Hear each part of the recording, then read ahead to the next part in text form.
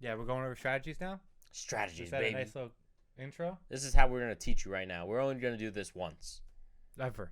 This is a little late, but we're only going to do this once. Hopefully you didn't draft. If you did, Bookmark this for next year. Yep. Works every year. When should you start your strategy draft? When? Like your strategy. When should you start your strategy? Like when do I start building a strategy for the draft? No, it's like a question to the people. Oh, okay. I'm looking at the camera. I thought you were asking me. I'm looking at my laptop. You should know the answer. It starts the day of the draft. Okay? The day of the draft. The NFL draft. And whatever, it's March or April now. That's when it starts. You better watch the first 4 picks, 4 rounds of the draft. Yeah, I agree. Oh, yeah. 100%. Okay? Doesn't matter if you don't like the draft. It's exciting. You get to see the highlights. You'll like it. You know the heartwarming stories. The what? Not this past draft. The last draft was the best.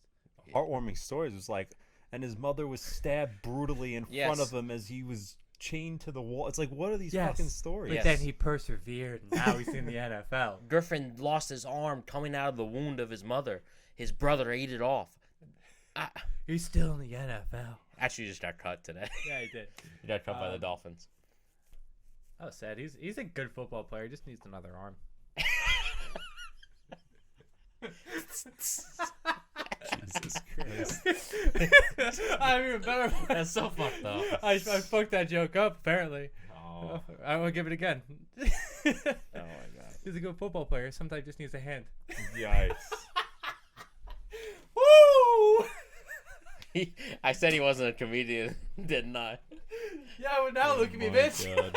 He's making fun of people with no arms. You see him? You gotta have fun. You have to see when you're watching the draft. You have to make sure you don't get anyone who comes out of Bishop Sycamore. Yeah. That whole fucking story is absurd. They should do a Netflix like reality documentary about that. They should keep it the way it is. You know? Imagine being 36 years old and getting your ass kicked by 18 years olds. I'm just saying, that's ridiculous. They stink. I love that. That story's insane. That's a story for a different time. What else we got for your draft strategy, Mike? Where do you go after the draft? What do you do? After the draft, you don't really do much. You just you read about these players getting drafted. You kind of think. I mean, as a fantasy player, you just have to kind of see where they fit into the depth charts. It's kind of hard to see where they're going to be until preseason. Okay. Preseason is my favorite part of the year because this is when you get to read all those articles. Okay. Good articles. Beat reporters. Follow every beat reporter you can on Twitter. Do not read chain big market writers. Yeah. Okay. The smaller the writer, the person that's actually watching the practices and all that, that's what you want to read. Mm-hmm. All right. That's how you know how you get ahead on players like I said this year, Stevenson. Before he even started running in preseason, I read about how he came in a little fat, lazy, and then they said he turned it up, lost all that weight, started balling. Pat Frymuth. Pat Frymuth, same thing. Patty. I knew he was going to be the starter. Yeah. I just didn't realize they were actually going to use him that much. I already knew weeks in advance when everybody thought Ebron was still going to be the starter. No, go ahead. No, go ahead. I was going to say no, it was a key one, and I mean, he was kind of on our radar, but Darren Waller, I mean, that was one all the beat reporters were talking about. No one really in the fantasy community was huge on him until he started playing. Yeah, they said this big, humongous guy getting off the drugs, making catches. And shout out to Vic Tafur. How do you say his name? Vic Tafur? Vic Tafur? I think it's Vic Tafur. I said Vic Tafur, but I'm pretty sure it's Vic Tafur, I think. He's the best beat reporter out there. He's pretty good. He's pretty damn good. All day long, 24/7. The Steelers beat reporter, I forgot what her fucking name is off the top of my head. It's like she does like a 9 to 5 gig. Mm-hmm. You know, I don't like that very much. But go ahead. What else we got? You find out players like Callaway. You don't find out players like I'm trying to think. No, all those small names. It's small names, the ones that are third string players that end up being stars. I got one for you from last year. Huh. James Robinson. James Robinson. Guess what? I knew James Robinson before he even started. Mm-hmm. I said he was going to be a starter. Yep. I laughed at him. Yeah. They're like, who? We'll bring it back up. Mm-hmm. Our producer's not trying to clip it because he's a lazy fat bastard. But That's a fact. Fat cow. he's not going to go back. But this is the most information you're going to have all year. And this is where you're going to be more prepared than everybody else. That's the key point. You'll be more prepared than everybody else. And now you come to this day, which is now the 53-man roster, and you already know them. I mean, the only shocker today was Cam Newton got released, but we already knew that. I feel like that had a little. We didn't really talk about it. It had something to do with him not getting vaccinated. 100%. And he's an alpha. Let's be real. He talks in gibberish. You see his text messages lately? Alpha. He's a beta with the way he types. But he thinks he's an alpha, and he wasn't gonna babysit nobody starting ahead of him. Yeah. And then the day of your draft. Okay, this is what you need to do. You need to have a tier list, not a rankings. You're not downloading ESPN rankings. Okay, you're gonna be downloading. You're gonna be writing your own tier list and where you want these players. And next to that, you want their ADP. All right, so when you get to your draft, whatever you're picking, your slot, your 10th, your 5th, you need your first 2 rounds. They're predictable. You should know what's happening in the first 2 rounds. Okay? You know everyone's order. It's not that hard to come up with who's going where. You know the same. I mean, just run a mock draft. Run 10 of them. You see where players are going. Mock draft season is my favorite time. I run if I'm sitting at home late night, I'm running 5 mock drafts at the same time, all different positions. Like, you obviously knew the first 5 picks of this year's draft. Mm-hmm.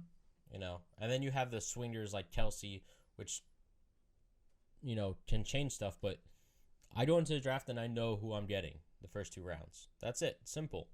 And after that, you have to really start the draft. Yep.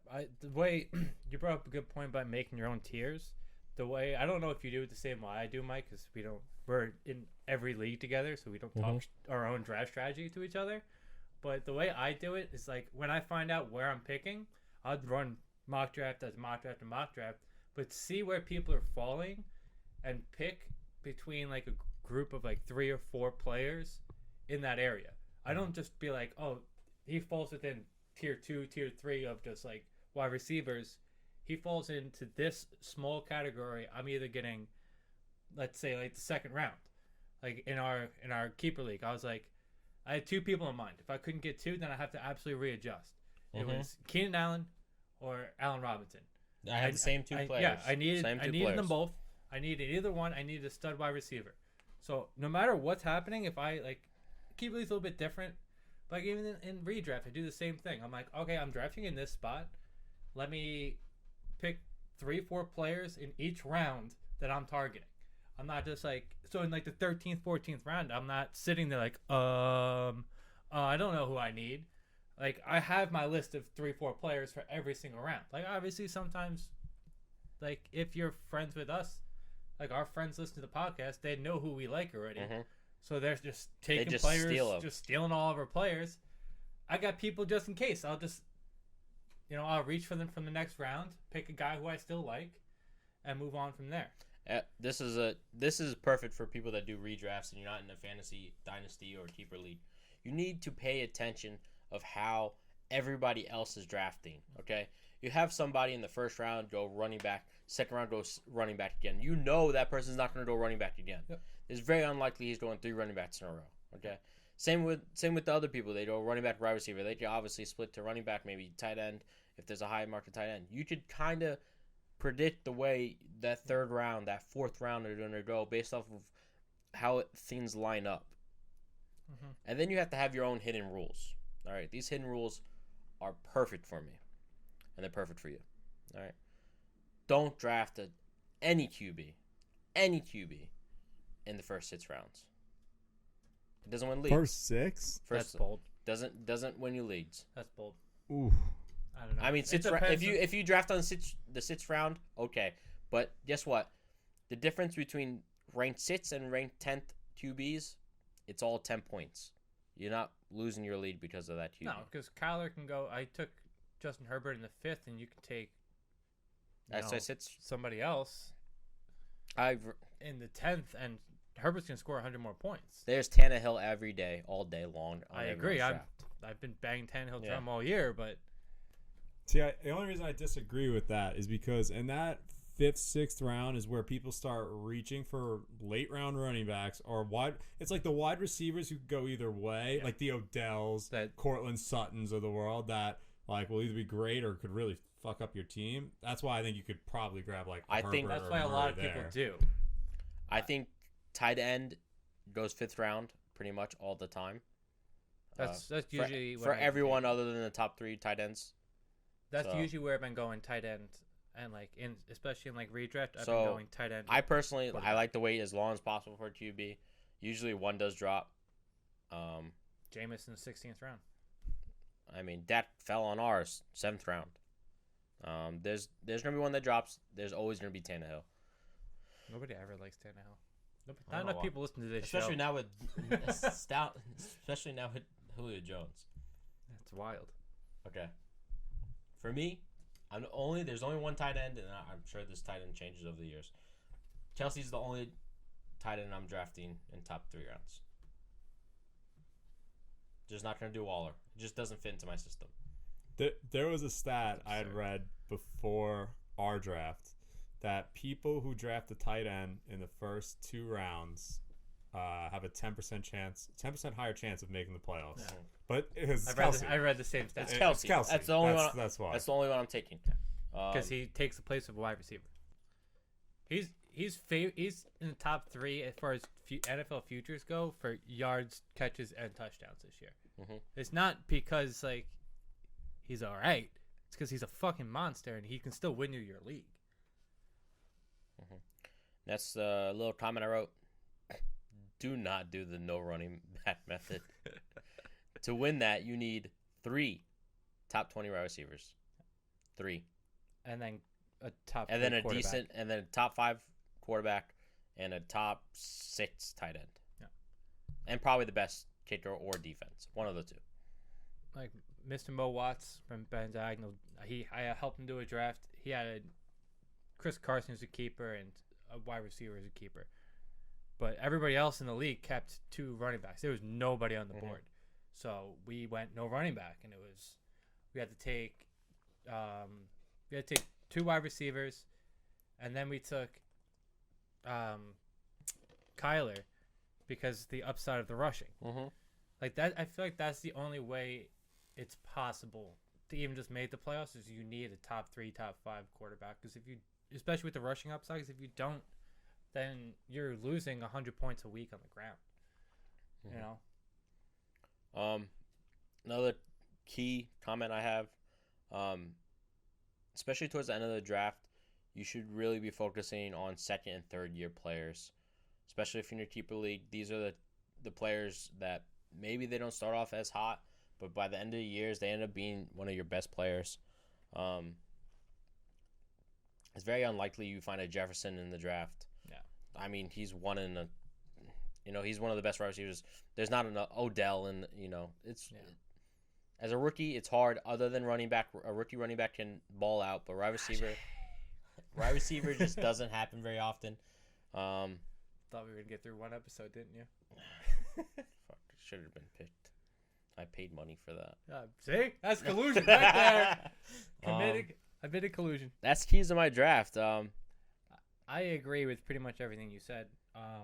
I will say doing mock drafts is very important. Like, you didn't really touch upon it. You said do a couple. I know, like, me and Joe and our friend who's on the trophy, Jesse, we mock drafted together pretty much every night. Kind of gave me... I highly don't suggest mock drafting with your friends, especially if they're in a league. But I will say, like, I knew who he wanted. I knew who Jesse wanted. So I had the ability to snipe the whole draft. Let's just say mock drafting didn't help Jesse at all. No, he had 3 second-round picks, and he's still a bottom 5 team. No, but that's all right. That's his personal issue. That's his he's not a great fantasy football player.